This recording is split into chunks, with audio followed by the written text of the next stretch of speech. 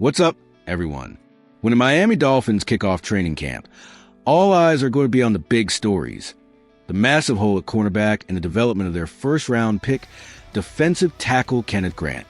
But while everyone is watching the headliners, a classic training camp battle is brewing just under the surface. A fifth-round rookie is already on track to steal a roster spot from a trusted veteran. And it's a story you need to be watching. The rookie to watch. The player we're talking about is Jordan Phillips, a defensive tackle the Dolphins selected in the 5th round of the 2025 draft.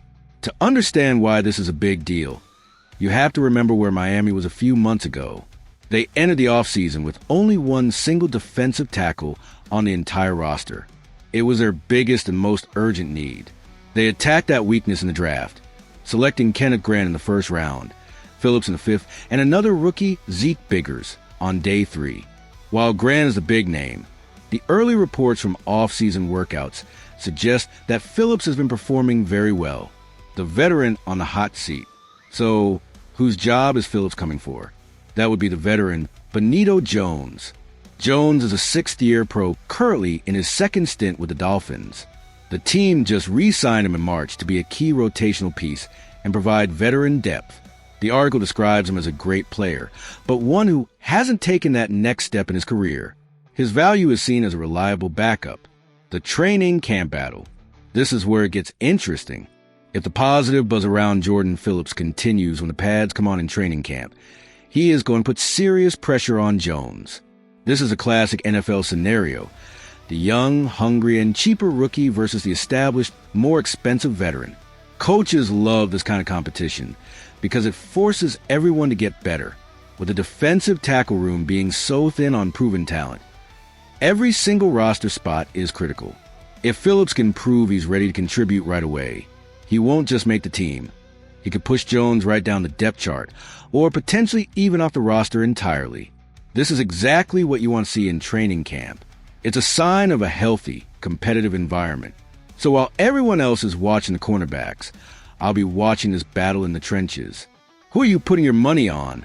The hungry rookie Jordan Phillips or the established veteran Benito Jones? Let me know in the comments who you think wins the job.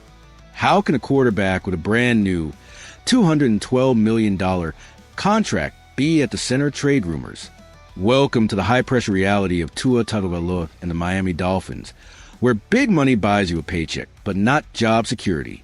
Despite signing one of the biggest contract extensions of the offseason, a cloud of uncertainty hangs over Tua's future in Miami. Veteran Dolphins reporter Omar Kelly recently dropped a bombshell, suggesting that Tua's time in Miami could be running out. The message is clear. Make the playoffs and win, or the exit door could swing open as soon as next offseason. And what makes this so complicated is that on the field, Tua has been excellent. He consistently ranks among the league's most efficient passers, and in his one fully healthy season in 2023, he led the team to an 11-6 record. Other teams are watching. One anonymous NFL coach reportedly said, if they don't want him, we'll gladly take him off their hands. But there's a massive, undeniable asterisk that follows Tua's entire career. His durability. A troubling history of injuries, especially concussions, has caused him to miss 14 total games and has the Dolphins front office spooked. That health concern drastically impacts his trade value. According to Kelly, the Dolphins likely wouldn't get more than a 2nd-round pick for him. A stunning drop for a quarterback of his caliber, but a reflection of the risk involved. And now, there's a plan B lurking in the background. The Dolphins signed former top 5 pick Zach Wilson to a cheap 1-year prove-it deal. Wilson is on a Baker Mayfield-style redemption tour, and if he shows flashes of his potential in the preseason, the pressure on Tua will increase tenfold. This sets the stage for a complete do-or-die season in Miami. If Tua falters, gets injured again, or simply can't get the team over the playoff hump, the script for his exit is already written. A disappointing season could land the Dolphins a high draft pick, and don't be surprised if they use it to find their next quarterback in 2026.